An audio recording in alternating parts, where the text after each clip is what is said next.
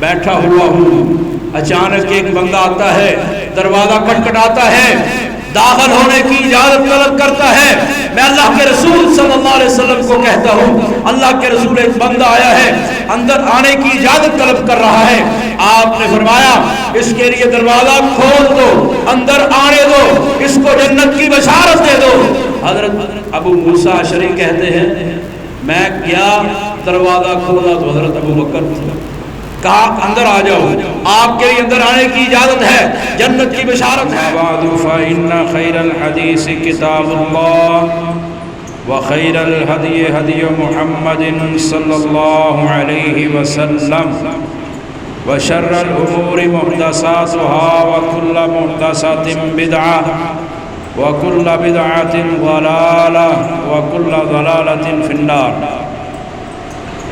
قال الله تبارك وتعالى في القرآن المجيد والفرقان الحميد محمد رسول الله والذين معه أشداء على الكفار رحماء بينهم۔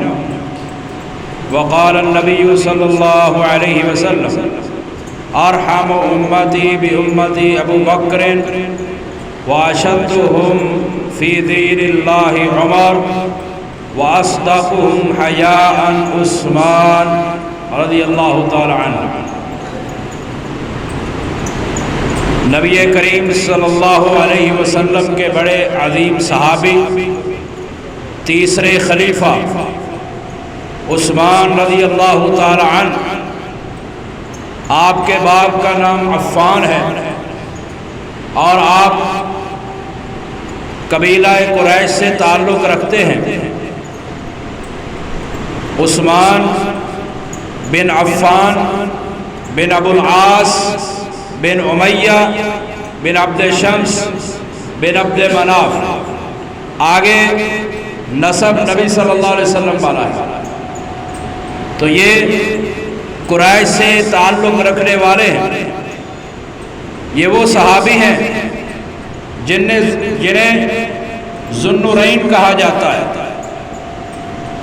سیدنا عثمان رضی اللہ تعالیٰ عنہ کو ذو النورین کہنے کی وجہ بیان کی ہے عبداللہ بن عمر بن ابان الجعفی نے۔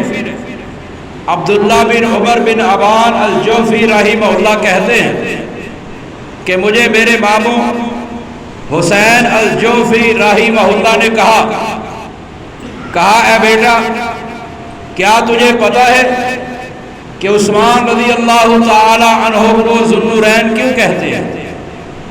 ذو النورین کا معنی ہے دو نوروں والا۔ تو پوچھا بیٹا معلوم ہے کہ عثمان رضی اللہ تعالی عنہ کو ذو النورین کیوں کہتے ہیں؟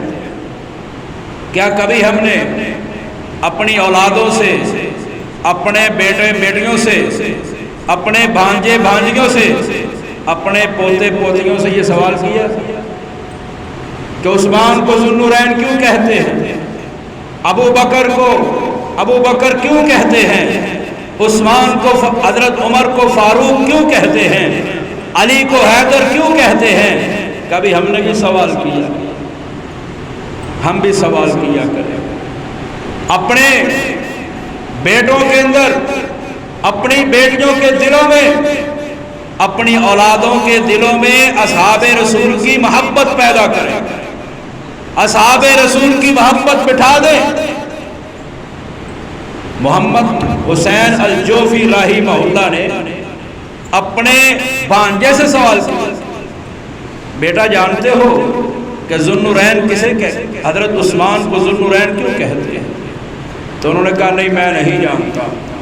تو ماموں نے اپنے بھانجے کو بتایا کہ اللہ رب العالمین نے جب سے دنیا پیدا کی ہے، جب سے دنیا پیدا کی ہے، اس وقت سے لے کر قیامت آنے تک کسی نبی کی دو بیٹیاں کسی کے نکاح میں جمع نہیں کی سوائے عثمان بن عفان رضی اللہ تعالیٰ، کہ عثمان رضی اللہ تعالیٰ عنہ کے نکاح میں نبی صلی اللہ علیہ وسلم کی دو بیٹیاں آئیں، ایک رقیہ اور دوسری ام کلثوم رضی اللہ تعالیٰ عنہ، ان دونوں کا نکاح پہلے رقیہ کا ہوا، ان کی وفات غزوہ بدر میں ہوئی تو نبی صلی اللہ علیہ وسلم نے پھر اپنی بیٹی ام کلثوم کا نکاح حضرت عثمان رضی اللہ تعالیٰ عنہ سے کر دیا۔ عثمان رضی اللہ تعالیٰ عنہ کو ذو النورین اس لیے کہا جاتا ہے کہ ان کے عقد میں، ان کے نکاح میں نبی کی 2 بیٹیاں آئی ہیں، اور یہ قیامت جب سے دنیا اللہ نے پیدا کی ہے نا، وہاں اس وقت سے لے کر قیامت تک کوئی نبی ایسا نہیں آیا کہ جس نبی کی 2 بیٹیاں اس کے امتی کے حق میں، اس کے صحابی کے عقد میں ہو، نکاح میں ہو، کوئی نبی ایسا نہیں آیا، کوئی صحابی ایسا نہیں آیا، اور کوئی امتی ایسا نہیں آیا۔ اور عثمان رضی اللہ تعالیٰ عنہ وہ عظیم شخصیت ہے جنہیں امین کہا جاتا ہے۔ امین کا معنی ہوتا ہے امانت دار۔ اس امت کا امانت دار ابو عبیدہ بن جراح ہے، اور اس امت کے امانت دار عثمان بن عفان رضی اللہ تعالیٰ عنہ۔ سیدنا ابو حبیبہ رحمہ اللہ بڑے ثقہ تابعی ہیں، وہ کہتے ہیں جن دنوں عثمان رضی اللہ تعالیٰ عنہ کو ان کے گھر کے اندر محصور کر دیا گیا، بند کر دیا گیا، خارجیوں نے، بلوائیوں نے، باغیوں نے عثمان رضی اللہ تعالیٰ عنہ کے گھر کا محاصرہ کیا، تو کہتے ہیں ان دنوں ابو حبیبہ رحمہ اللہ کہتے ہیں میں عثمان رضی اللہ تعالیٰ عنہ کے پاس جاتا ہوں، جب میں گیا ان کے پاس تو میں نے دیکھا کہ حضرت ابو ہریرہ رضی اللہ تعالیٰ عنہ حضرت عثمان سے اجازت طلب کر رہے ہیں کہ اے عثمان مجھے اجازت دو میں آپ کا دفاع کروں، مجھے اجازت دو کہ میں آپ کے دفاع میں کوئی بات کروں۔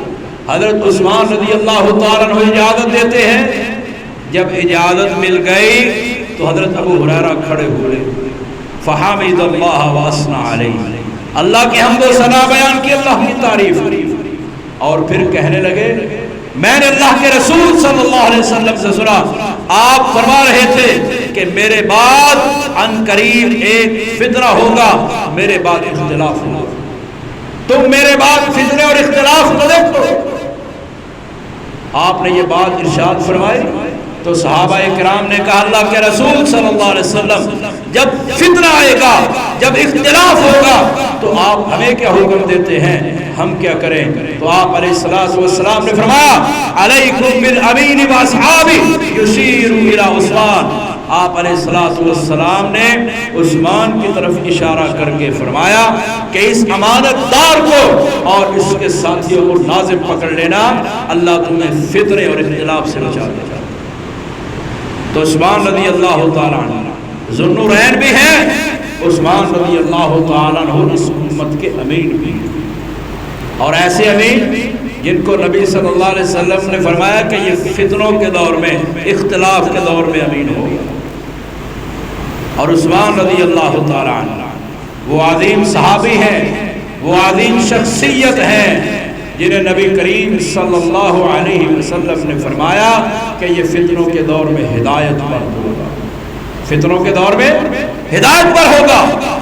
سیدنا کعب بن عجرہ رضی اللہ تعالیٰ عنہ بیان کرتے ہیں، کعب بن عجرہ کہتے ہیں ایک دن ہم بیٹھے ہوئے، نبی کریم صلی اللہ علیہ وسلم ہمارے درمیان موجود ہیں، آپ علیہ الصلوۃ والسلام نے ایک فتنے کا ذکر کیا، کہا ان قریب ایک فتنہ آنے والا ہے، ان قریب ایک فتنہ آنے والا ہے۔ اسی دوران یہ بھی بات کر رہے تھے، حضرت کعب بن عجرہ کہتے ہیں ایک شخص گزر رہا تھا، اس نے اپنے کپڑے کے ساتھ اپنے چہرے کو ڈھانپا ہوا ہے، آپ کہہ رہے ہیں ان قریب ایک فتنہ ہوگا، یہ بات کی اور ایک بندہ گزر رہا ہے، چہرے کو ڈھانپا ہوا ہے۔ کعب بن عجرہ کہتے ہیں جب وہ گزرا تو آپ علیہ السلام نے فرمایا ھذا یومئذ علی الہدی، یہ وہ شخص ہے جو اس فتنے کے دور میں ہدایت پر ہوگا، اللہ اس کو ہدایت پر رکھے۔ کعب بن عجرہ کہتے ہیں میں دوڑا، میں اس شخص کے دونوں بازوؤں کو پکڑتا ہوں، اس کا چہرہ نگاہ کرتا ہوں اور اس اس کا چہرہ اللہ کے رسول صلی اللہ علیہ وسلم کی طرف کرتا ہوں، کہتا ہوں اللہ کے رسول کیا یہ شخص ہے جو ہدایت پر ہوگا؟ آپ نے فرمایا ہاں یہی شخص ہے جو فتنوں کے دور میں ہدایت پر ہوگا۔ کعب بن عجرہ کہتے ہیں وہ عثمان بن عفان رضی اللہ تعالیٰ ذو النورین بھی ہیں، امین بھی ہیں اور ہدایت پر بھی ہیں، عثمان رضی اللہ تعالیٰ عنہ۔ اور یہ وہ صحابی ہیں جن کے بارے میں نبی کریم صلی اللہ علیہ وسلم نے ارشاد فرمایا من نجا من ثلاث فقط نجا، جو تین چیزوں سے نجات پا گیا وہ نجات پا گیا۔ تین چیزوں سے، تین فتنوں سے۔ کون سے تین فتنے؟ فرمایا موتی، میری وفات کے بعد جب لوگ فتنے میں مبتلا ہوں گے، جو اس فتنے سے نجات پا گیا وہ نجات پا گیا۔ اور دوسرے نمبر پر فرمایا دجال، اور دوسرا دجال ہے، جو دجال سے، دجال کے فتنے سے بچ گیا وہ تمام قسم کے فتنوں سے اور شرور سے بچ گیا۔ اور تیسرا فتنہ فرمایا کہ وہ خلیفہ جو حق پر ڈٹ جائے گا، حق کے تابع ہوگا، حق کی پیروی کرنے والا ہوگا، جو اس کی شہادت کے وقت، اس کی موت کے وقت فتنے سے بچ گیا، اللہ نے اس کو بچا لیا۔ اور آپ غور کر کے دیکھ لیں، تاریخ پڑھ لیں، اسلام کی صحیح تاریخ پڑھیں، اس میں آپ کو ملے گا کہ نبی صلی اللہ علیہ وسلم کے جو چار خلفائے راشدین ہیں، ابو بکر، عمر، عثمان، علی رضی اللہ تعالیٰ عنہم اجمعین، ان چاروں میں سے جو ڈٹ جانے والا تھا وہ عثمان بن عفان رضی اللہ تعالیٰ۔ کتنا ڈٹے تھے ذرا غور سے سن لو، اور اپنی اولادوں کے دلوں میں، اپنے دلوں میں صحابہ کی محبت کو راسخ کر دو۔ آج لوگ گمراہ ہو رہے ہیں حب صحابہ کے مسئلے میں، جج بن کے بیٹھ گئے ہیں امیر معاویہ رضی اللہ تعالیٰ عنہ کے ایمان پر، جج بن کے بیٹھ گئے ہیں ابو بکر اور عمر کے ایمان پر۔ اور افسوس کی بات یہ ہے کہ اس پاکستان کے اندر، اسلام کے ملک کے اندر، جس کی بنیاد میں لا الہ الا اللہ ہے، جب اس کو حاصل کیا گیا تھا تو نعرہ لگایا گیا تھا پاکستان کا مطلب کیا؟ لا الہ الا اللہ، یہ نعرہ لگا تھا۔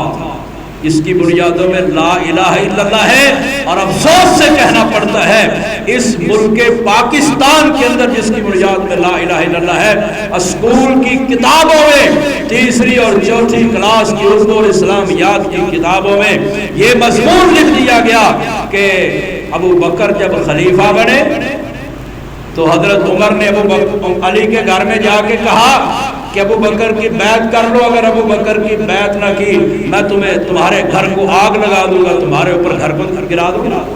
یہ کس جگہ پہ لکھا ہوا؟ غلط تاریخ، صحابہ کرام کے بارے میں نفرت دلوں میں بٹھائی جا رہی ہے۔ کب؟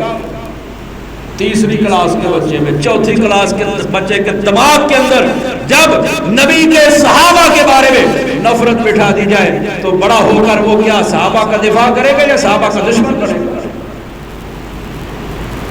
تو اس کو سمجھے۔ حضرت عثمان رضی اللہ تعالی عنہ، آپ علیہ الصلوۃ والسلام نے فرمایا کہ میرا وہ خلیفہ جو حق پر ڈٹ جائے گا، جو اس کی وفات اور شہادت کے وقت فتنے سے بچ گیا، وہ سارے فتنوں سے بچ جائے گا۔ اور وہ ڈٹنے والا کون ہے؟ حضرت عثمان ہے رضی اللہ تعالی عنہ۔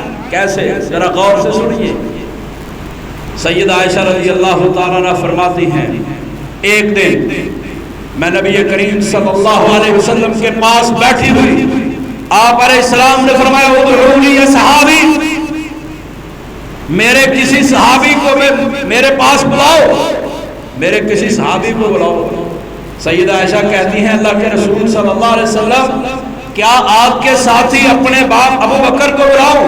فرمایا نہیں۔ کہا عمر کو بلاؤ؟ فرمایا نہیں۔ کہا آپ کے چچا کے بیٹے علی کو بلاؤ؟ کہا نہیں، میرے پاس عثمان کو بلاؤ۔ سیدنا عثمان رضی اللہ تعالی عنہ جب آتے ہیں آپ ان کو قریب بٹھاتے ہیں، سیدہ عائشہ کو کہتے ہیں ترحائی، عائشہ تھوڑی سی دور ہو جاؤ۔ سیدہ عائشہ کہتے ہیں میں دور ہو گئی۔ میں نے سمجھ لیا کہ اللہ کے رسول کوئی راز کی بات کرنا چاہتے ہیں۔ سیدہ عائشہ فرماتی ہیں فَجَعَلَ يُسَارُّهُ، نبی صلی اللہ علیہ وسلم حضرت عثمان کے کان میں ان کے ساتھ سرگوشی کرنے لگے، خفیہ بات کرنے لگے۔ کہتی ہے جب نبی بات کر رہے تھے میں دیکھ رہی تھی کہ حضرت عثمان کے چہرے کا رنگ تبدیل ہو رہا تھا۔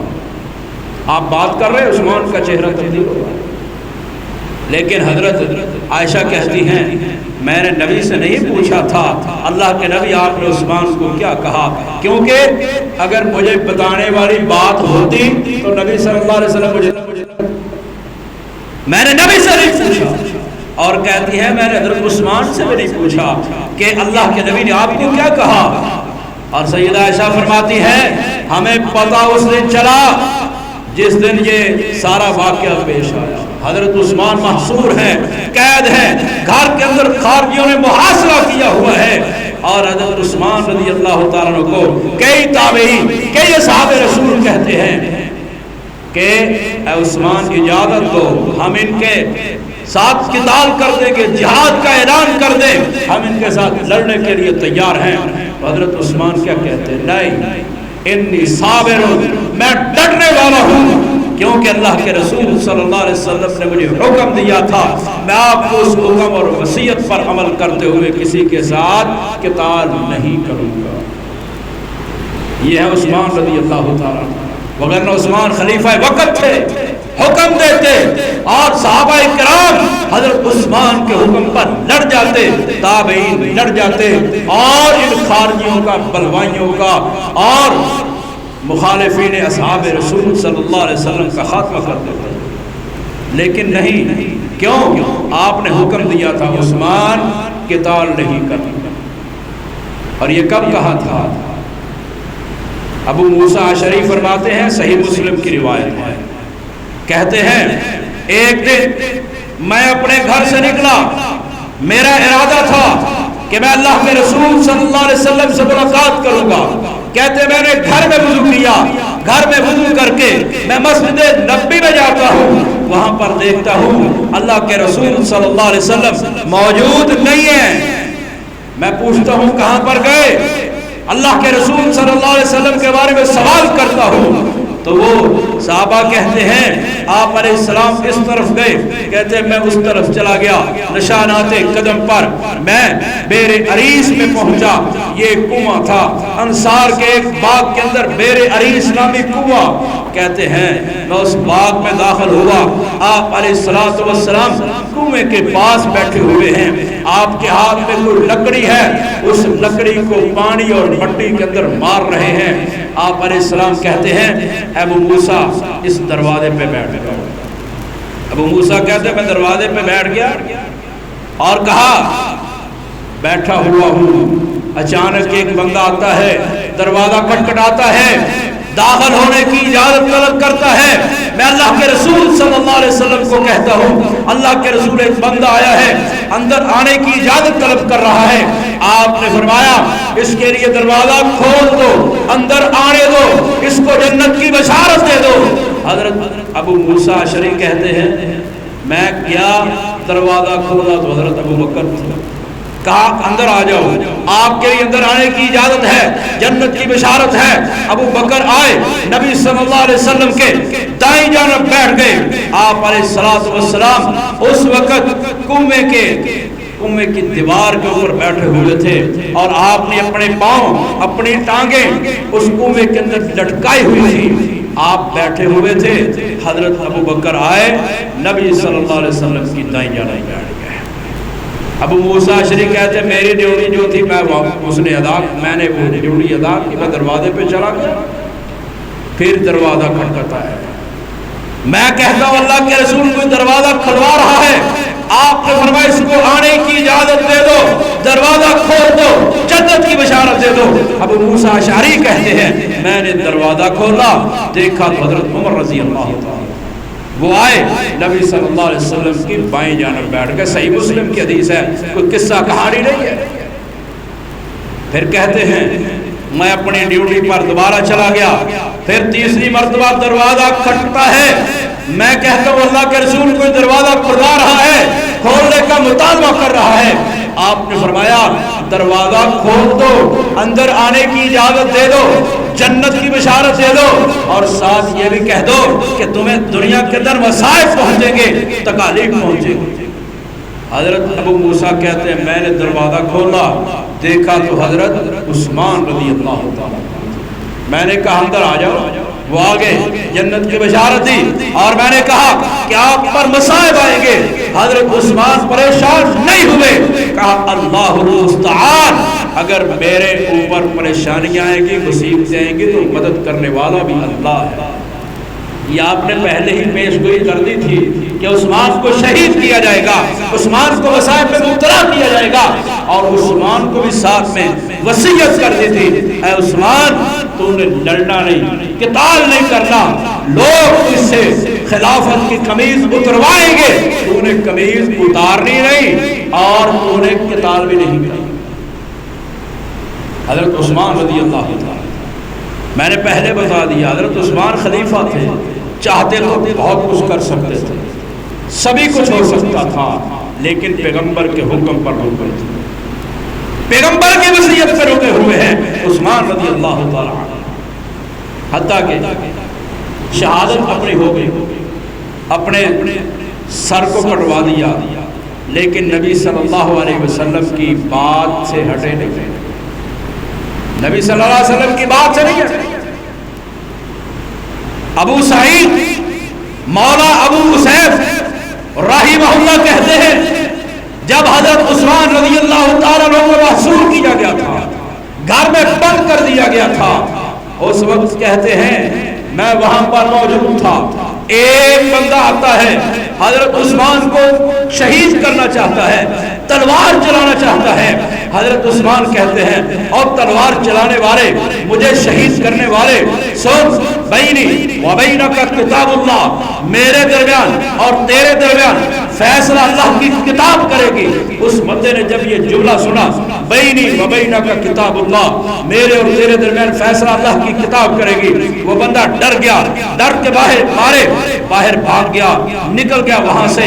پھر ایک اور بندہ آتا ہے، اس بندے کو الموت الاسود کہا جاتا تھا، کالی موت، وہ آتا ہے حضرت عثمان اس کو بھی کہتے ہیں بینی و بینک کتاب اللہ، اللہ کے بندے میرے اور تیرے درمیان فیصلہ کرنے والی اللہ کی کتاب ہے، لیکن وہ بدبخت نام ہی اس کا تھا الموت الاسود، کالی موت، اس نے حضرت عثمان رضی اللہ تعالیٰ عنہ کا گلا دبا دیا، گلا دباتا ہے حضرت عثمان رضی اللہ تعالیٰ عنہ، اور کہتا ہے حضرت عثمان چونکہ اس وقت 63 سال کے تھے، بڑھاپے کی عمر میں تھے، کمزور ہو چکے تھے، ضعیف عمر تھے، گلا تھوڑا سا کمزور ہو چکا تھا، نرم ہو چکا تھا، وہ الموت الاسود والا بندہ جس کو کالی موت کہا جاتا تھا، حضرت عثمان کے گلے کو دباتا ہے، پھر چھوڑتا ہے، پھر دباتا ہے، پھر چھوڑ دیتا ہے، اور گھر سے باہر نکل جاتا ہے،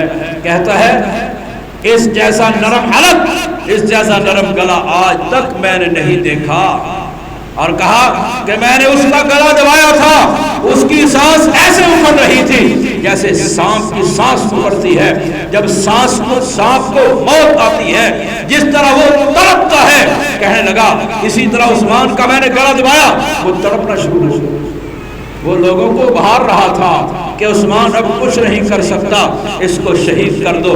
وہ جب باہر جاتا ہے، تیسرا بندہ آتا ہے، اس کے ہاتھ میں تلوار ہے، حضرت عثمان کو شہید کرنا چاہتا ہے، حضرت عثمان اس کو بھی کہتے ہیں بینی و بینک کتاب اللہ، میرے درمیان تیرے درمیان اللہ کی کتاب ہے، لیکن وہ بدبخت نہیں رکتا، وہ کیا کرتا ہے، حضرت عثمان پہ تلوار چلاتا ہے، حضرت عثمان اپنا ہاتھ آگے کر دیتے ہیں، اس کو نہیں حیا آئی، اس نے ہاتھ کاٹ دیا۔ تو حضرت عثمان نے اس وقت کیا کہا تھا، ذرا سنیے عثمان کا قرآن سے تعلق کیا ہے اور ہمارا تعلق کیا ہے. ہم نے اپنے بچوں کو قرآن سے نہیں جوڑا, ہم نے اپنے بچوں کو قرآن نہیں سکھایا, قرآن کی تعلیم نہیں دی. صرف بچے کو حفظ کروا لینا یہ کافی نہیں ہے. حفظ کرنے والا بچہ اور ناظرہ پڑھنے والا صرف فرق یہ ہے, حفظ کرنے والا زبانی پڑھ سکتا ہے, ناظرہ پڑھنے والا زبانی نہیں پڑھ سکتا. ویسے یہ دونوں برابر ہیں. نہ ناظرہ پڑھنے والے کو پتا قرآن کیا کہتا ہے, نہ حفظ کرنے والے کو پتا قرآن کیا کہتا ہے. کسی کو بھی نہیں پتا. فرق صرف زبانی پڑھنے کا اور اوپر سے پڑھنے کا ہے. ترجمہ پڑھے, قرآن کو سیکھے. حضرت عثمان کا جب ہاتھ کٹتا ہے حضرت عثمان کہتے ہیں او بدبخت اس ہاتھ کو کاٹنے والے, کیا تجھے پتا نہیں ہے یہ وہ ہاتھ ہے, یہ وہ پہلا ہاتھ ہے جس نے قرآن مجید کی سورۃ الحجرات سے لے کر سورہ حجرات یا سورہ قاف کہا سورۃ الحجرات سے لے کر سورۃ الناس تک پورے 4 پارے بنتے ہیں, 4.25 پارے. کہا اس ہاتھ نے یہ قرآن مجید کے سب سے پہلے 4 پارے لکھے ہیں, جس ہاتھ کو انہوں نے کاٹ دیا ہے. یہ عثمان کا قرآن کے ساتھ تعلق تھا, اس نے ہاتھ کاٹ دیا. راوی کہتے ہیں مجھے معلوم نہیں ہاتھ جدا ہو گیا تھا یا ساتھ ہی لگا رہا تھا, لیکن ہاتھ پر اس نے تلوار ضرور ماری. یہ حضرت عثمان کا قرآن سے تعلق ہے, یہ ذاتی تعلق. اور جب خلیفہ تھے بحیثیت خلیفہ اپنی رعایا سے بھی پوچھا کرتے تھے قرآن یاد ہے. عبد الرحمن بن ابی عمرہ بیان کرتے موطا امام مالک کے اندر موجود ہے. عبد الرحمن بن ابی عمرہ کہتے ہیں ایک دن عثمان رضی اللہ تعالیٰ عشاء کی نماز پڑھانے کے لیے مسجد میں آتے ہیں. دیکھا نمازی کم ہے, مسجد کے کونے میں بیٹھ جاتے ہیں, ٹیک لگا کر لیٹ جاتے ہیں. کہتے ہیں میں آیا, پاس بیٹھ گیا, سلام بلایا. حضرت عثمان نے کہا من ھذا, کون ہے یہ؟ کہا میں عبد الرحمن بن ابی عمرہ ہوں. حضرت عثمان نے کہا تجھے قرآن کتنا یاد ہے؟ قرآن کا سوال کیا. تو اپنی اولادوں کو اپنے آپ کو قرآن سے جوڑو. جب قرآن سے جڑ جائیں گے گمراہیاں ختم, ہدایت ہمارا مقدر بن جائے. جو ہماری گمراہیاں ہیں یہ صرف قرآن سے لا تعلق ہونے کی وجہ سے, اور صرف دکان کھول کر وہاں پر سورۃ الواقعہ پڑھ لینا اور کہنا کہ ہم نے قرآن کا حق ادا کر دیا ہے. اور پڑھتے بھی ایسے ہیں کہ یعلمون تعلمون جس کو کہا جاتا ہے نا F16 کی سپیڈ میں پڑھتے ہیں, بڑی سپیڈ میں پڑھتے ہیں, پتہ ہی نہیں پڑھ کیا رہے ہیں. صرف سورۃ واقعہ دکان پہ پڑھ دی, کہا حق ادا ہو گیا؟ نہیں. حضرت عثمان نے زندگی میں قرآن مجید پڑھنے کا حق ادا کیا. کئی راوی کہتے ہیں کہ ہم نے سورہ یوسف جب یاد کی, کسی قاری سے یاد نہیں کی تھی, کسی استاد سے یاد نہیں کی. کہا ہم حضرت عثمان کے پیچھے فجر کی نماز پڑھتے تھے. حضرت عثمان فجر کی نماز میں سورہ یوسف کی اتنی زیادہ تلاوت کرتے تھے کہ ہم نے فجر کی نماز میں سورہ یوسف سن کے حضرت عثمان کے منہ سے سن کے ہم نے سورہ یوسف زبانی یاد کیا. اتنا قرآن سے تعلق تھا. اور جس نے کہا تھا وہ عبد الرحمن بن ابی عمرہ, جس کو سوال کیا قرآن کتنا یاد ہے, اس نے بتایا مجھے اتنا یاد ہے. تو حضرت عثمان رضی اللہ تعالیٰ کہتے ہیں پھر سن, من شہد العشاء, جو عشاء کی نماز پڑھتا ہے. لوگ چونکہ کم موجود تھے, لوگوں کو عشاء کی نماز کی نوبت دلائی. کہا من شہد العشاء فی جماعہ فکأنما قام نصف لیلہ. کہا جو عشاء کی نماز جماعت کے ساتھ پڑھتا ہے وہ ایسے ہے جیسے اس نے آدھی رات کا قیام کیا. ومن صلی الفجر فی جماعہ فکأنما قام کل لیلہ. اور جو عشاء کی جماعت کے ساتھ پڑھ کے سوئے اور صبح اٹھ کر فجر کی جماعت کے ساتھ پڑھ لے, اس کو اللہ تعالیٰ پوری رات کے قیام کا ثواب عطا کر دیتے ہیں, پوری رات کی تہجد کی نماز کا ثواب عطا کرتے ہیں. اللہ رب العالمین سے دعا ہے کہ اللہ تعالیٰ ہمیں اپنے نبی کے اصحاب سے صحیح معنوں میں محبت کرنے کی توفیق عطا فرمائے. آخر دعوانا ان الحمد للہ رب العالمین.